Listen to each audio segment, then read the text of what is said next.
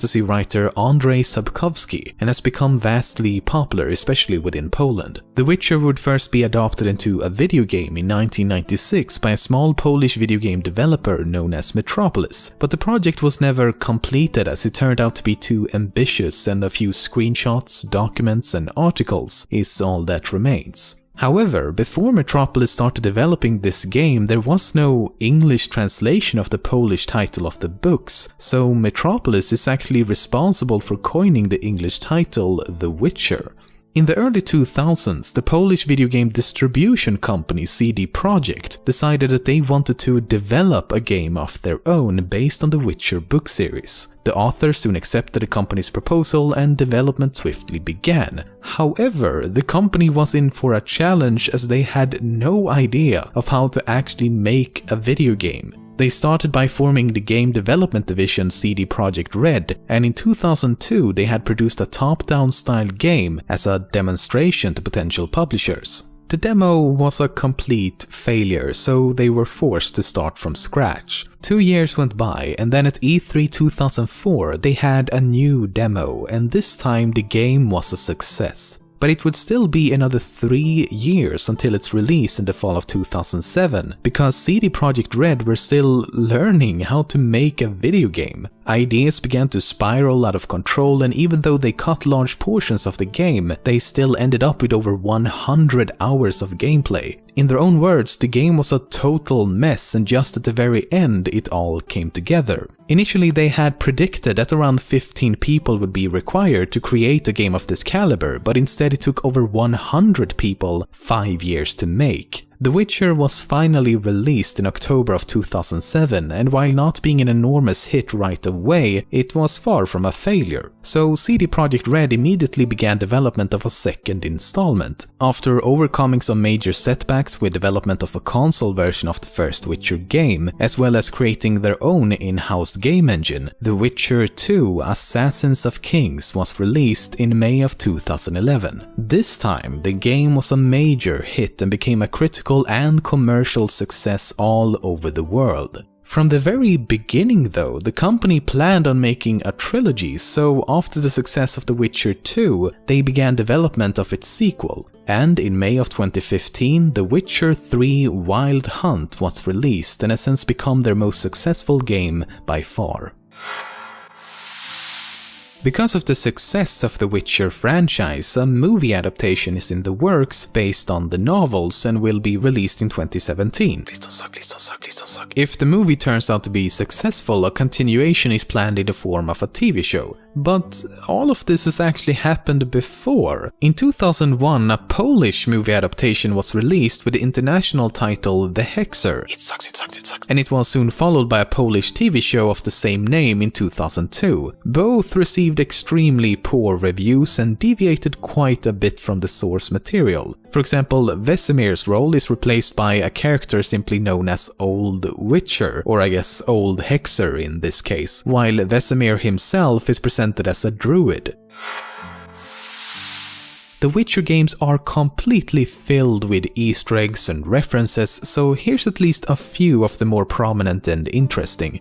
During the prologue in The Witcher 2, you can find a dead body in a typical white Assassin's Creed outfit amongst some stacks of hay. It's implied that the assassin died by failing to perform the classic leap of faith maneuver, and you can even see a platform at the top of the tower similar to those often used in the Assassin's Creed games. When you approach the body, you even receive a new ability simply called Assassin. In the Mines of Vatican in The Witcher 2, you can find a body that holds a note. The note reveals that an ancient evil has been awakened and then ends with the line, "Fly, you fools!"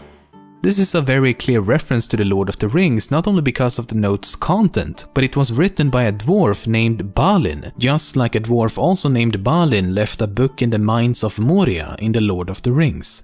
In the first Witcher game, the character Eskel mentions a gnome known as Alfred Nabel. Ever heard of the gnome Alfred Nabel? Through years of research, he discovered an amazing substance.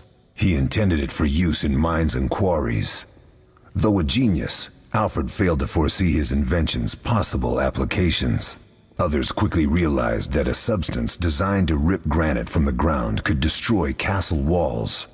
Some even considered using it in open battle. This is all in reference to Alfred Nobel, who invented dynamite and later deeply regretted doing so as he had not foreseen its use on battlefields as a means of killing. At the small Isle of Caer Almhult in The Witcher 3, you can find these sky cells. In one of them lies the body of Tyrion Lannister from the TV show Game of Thrones. At the graveyard in Lindenvale in The Witcher 3, it's possible to spot a few statues. There's nothing strange about that until you turn around and notice that the statues actually change positions when you're not looking. This is in reference to weeping angels from the TV show Doctor Who, which behave in much the same way.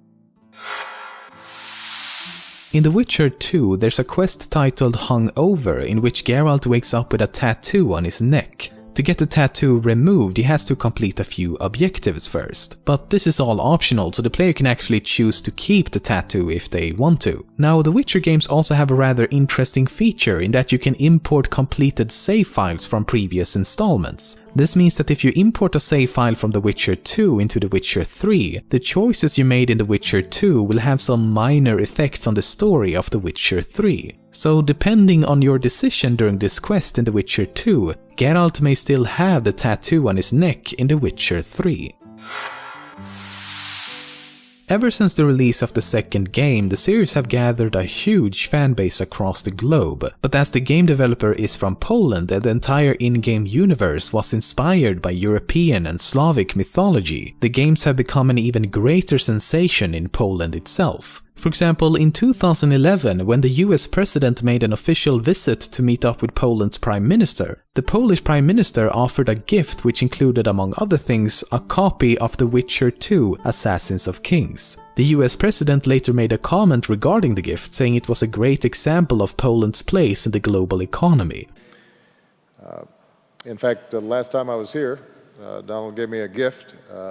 The video game developed here in Poland that's won fans the world over, The Witcher, a great example of Poland's place in the new global economy.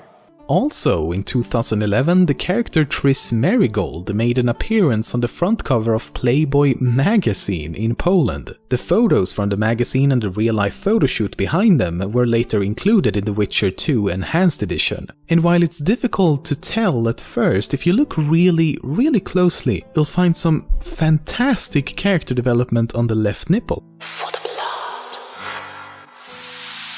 Many times when I make a video, it can be quite difficult to find 10 facts I personally deem to be interesting enough, but not this time. These games, especially The Witcher 3, are so full of minor details that will escape so many players. But as many of them are quite minor, I decided to compile the most interesting into one single section. In the woods near Kaer Morhen, you'll find a grave with a sword in it. Leo's grave. A senseless death could have been avoided. Leo was a Witcher who died at the beginning of the first Witcher game.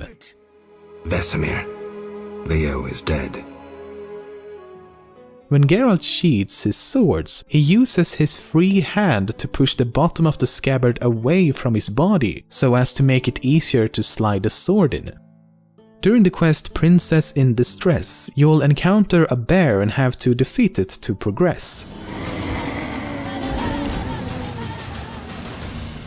But if you seek out and slay the bear prior to the quest, Geralt actually mentions this. They're around this area. Good thing I ran into him earlier.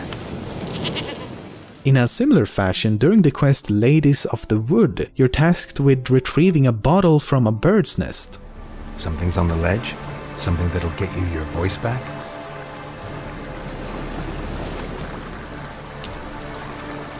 Guess I gotta make this climb. If this is accomplished beforehand, Geralt is aware of this as well. Something's on the ledge? Something that'll get you your voice back?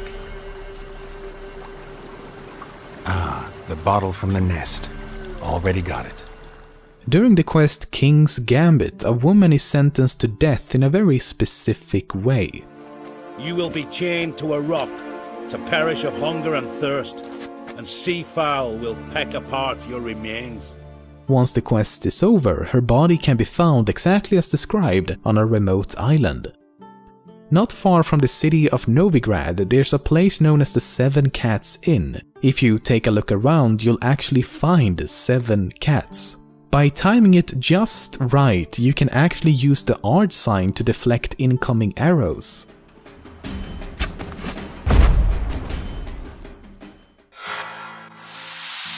During the quest Trial of Grasses in The Witcher 3, there's a deleted sequence in which Geralt has to cook a meal for Jennifer.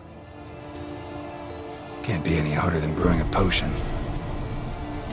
A bit of this, a bit of that, mix it all together. Don't have any onion. Scrambled eggs. It's gotta be. So, do I spoon feed you? Would you prefer to watch me eat without my hands? You could find it amusing, I suppose. Right. One for Papa Vesemir.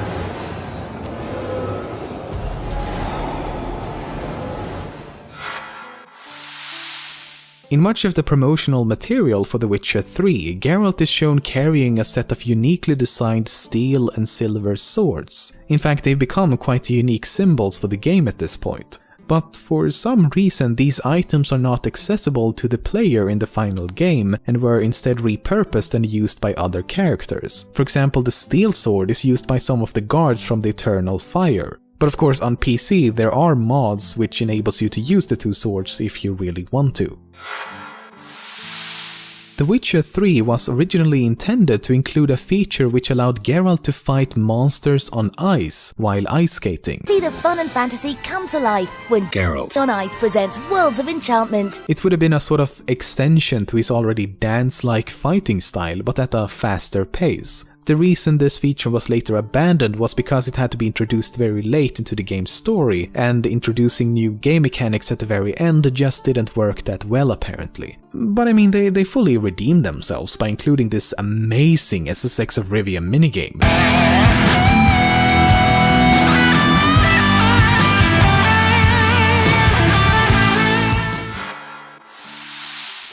If you haven't read the books and maybe only played the latest Witcher game, it can be quite overwhelming to understand what's going on at times. The universe these games are based upon is just incredibly expansive with many centuries of history behind them. The games take place within 2 regions known as the Northern Kingdoms and the Nilfgaardian Empire, which in turn exist on a continent simply known as the Continent. More than a millennium before the events of the books and games, this place was inhabited by the Elder Races, which included elves, dwarves, and gnomes. But suddenly, a cataclysmic event known as the Conjunction of the Spheres caused parallel universes to collide, and thus unnatural creatures like ghouls, drowners, vampires, etc. became stranded on the continent. It was also around this time that humans first began to appear and is known as the First Landing. Many centuries and devastating wars later, humankind would eventually conquer the continent and treat all non-humans as absolute garbage.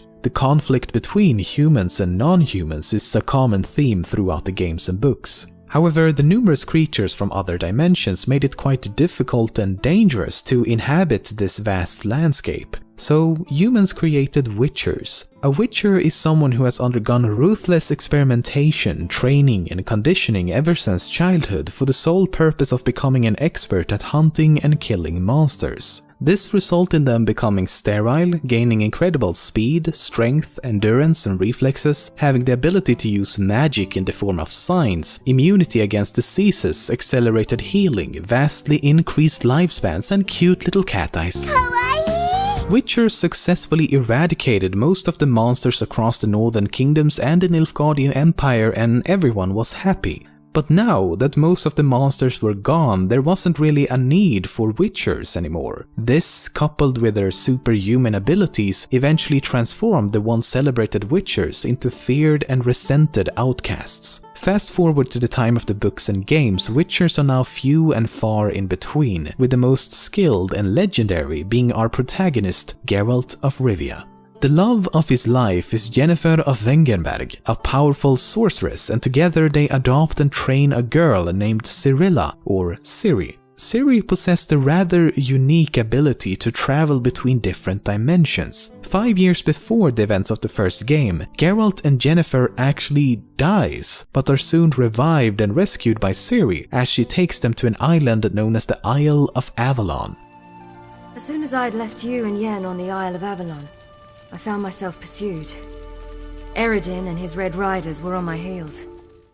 After Geralt and Yennefer has spent some time on the island to recover, the Wild Hunt suddenly appear and kidnaps Yennefer. The Wild Hunt is part of a powerful ancient elven race from another world who seeks Ciri's ability to travel between dimensions. Geralt chases after the Wild Hunt to rescue Yennefer, and once he finally finds her, the only way to save her life is to make a deal with the king of the Wild Hunt. His soul for that of Yennefer's. Left with no other choice, Geralt goes with the Wild Hunt and Yennefer is freed. Geralt spends some quality time with the Wild Hunt only to ambiguously return 5 years later with a serious case of amnesia, looking like he just left the grave. So you look like you just left your grave. This is when the first Witcher game kicks off. He's soon reunited with another sorceress named Triss Merigold, and because he can't remember anything, including Yennefer, he falls in love with Triss. Geralt continues to struggle with remembering his past until finally doing so at the end of the second game. With his restored memory, he sets out to find Yennefer at the start of The Witcher 3.